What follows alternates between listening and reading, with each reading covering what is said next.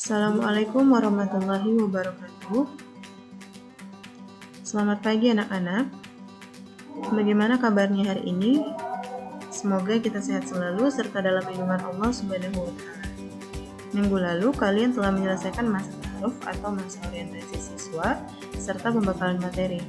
Nah, sekarang kita masuk pada pertemuan pertama mata pelajaran Pendidikan Pancasila dan Kewarganegaraan dengan tema nilai-nilai Pancasila dalam kerangka praktik penyelenggaraan pemerintahan negara. Adapun materi pokok dari tema yaitu Sistem Pembagian Kekuasaan Negara Republik Indonesia. Nah, tentunya mendengar kata kekuasaan, kalian sudah tidak asing lagi. Apakah negara memiliki kekuasaan? Jawabannya iya, negara memiliki kekuasaan. Karena memang pada dasarnya negara merupakan sebuah organisasi kekuasaan. Dan dengan kata lain, negara memiliki banyak sekali kekuasaan. Nah, sebelum itu, kalian harus pahami dulu pengertian dari kekuasaan negara. Kekuasaan negara adalah kewenangan negara untuk mengatur seluruh rakyatnya untuk mencapai keadilan dan kemakmuran serta keteraturan. Apa saja sih macam-macam dari kekuasaan negara itu?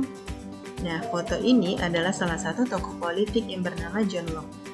John Locke berpendapat bahwa macam-macam kekuasaan negara terbagi menjadi 3, yaitu legislatif yang berfungsi untuk membuat atau membentuk undang-undang, eksekutif yang berfungsi untuk melaksanakan undang-undang termasuk mengadili setiap pelanggaran terhadap undang-undang, dan federatif yang berfungsi untuk melaksanakan hubungan luar negeri. Nah, selain John Locke, salah satu tokoh politik yang juga mengemukakan kekuasaan negara adalah Montesquieu. Kekuasaan negara menurut Montesquieu terbagi menjadi 3 juga. Yang pertama legislatif, yang berfungsi untuk membuat atau membentuk undang-undang. Yang kedua eksekutif, yang berfungsi untuk melaksanakan undang-undang. Dan yudikatif, yang berfungsi untuk mempertahankan undang-undang termasuk mengadili setiap pelanggaran terhadap undang-undang. Pendapat yang dikemukakan oleh Montesquieu ini merupakan penyempurnaan dari pendapat John Locke. Nah, oleh karena itu, teori Montesquieu ini juga dikenal sebagai teori trias politika. Baiklah, langsung saja kita masuk dalam pembagian kekuasaan di negara kita, Indonesia. Pembagian kekuasaan di Indonesia itu terbagi menjadi 2. Yang pertama, secara horizontal. Apa sih maksud dari pembagian kekuasaan secara horizontal? Pembagian kekuasaan secara horizontal yaitu pembagian kekuasaan menurut fungsi lembaga tertentu. Lembaga legislatif, eksekutif, dan yudikatif. Oleh karena itu, ketiga lembaga ini memiliki kekuasaan masing-masing. Yang kedua yaitu secara vertikal. Maksudnya, pembagian kekuasaan berdasarkan tingkatannya, yaitu pembagian kekuasaan antara tingkatan pemerintahan. Nah, yang kita tahu, negara kita kan terdiri dari beberapa tingkatan pemerintahan.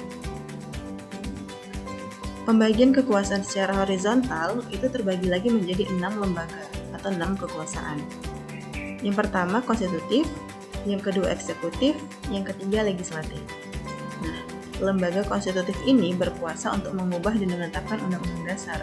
Lembaga ini dijalankan oleh MPR. Yang kedua, lembaga eksekutif. Lembaga ini berkuasa untuk menjalankan undang-undang dan penyelenggaraan pemerintahan negara. Lembaga ini dijalankan oleh Presiden. Yang ketiga, legislatif. Lembaga ini berkuasa untuk membentuk undang-undang dan dijalankan oleh DPR atau Dewan Perwakilan Rakyat.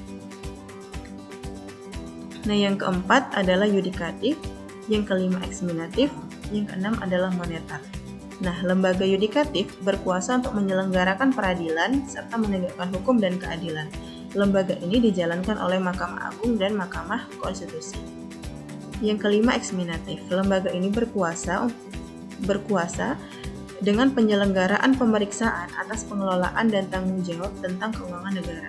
Lembaga ini dijalankan oleh Badan Pemeriksa Keuangan atau BPK. Yang terakhir adalah moneter.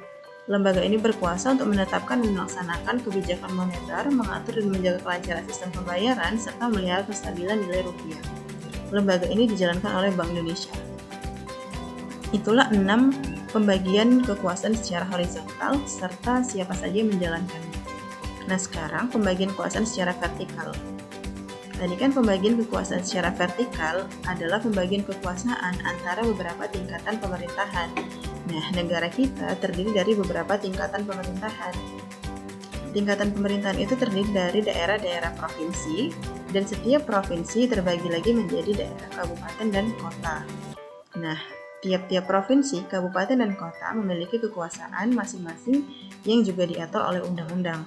Maka dari itu, pembagian kekuasaan secara vertikal berlangsung antara pemerintahan pusat dan pemerintahan kabupaten dan kota. Oke, penjelasan materi pertama sudah selesai. Sekarang Ibu memberikan kalian tugas mandiri berupa pertanyaan pilihan ganda yang bisa kalian buka di website quizizz.com. Dan setelah itu kalian klik join a game, masukkan kode yang nanti saya berikan, klik start, dan jawablah pertanyaan dengan baik dan benar sesuai dengan penjelasan yang ada pada materi sebelumnya. Baiklah, sekian dari pembelajaran kita pada pertemuan pertama. Assalamualaikum warahmatullahi wabarakatuh.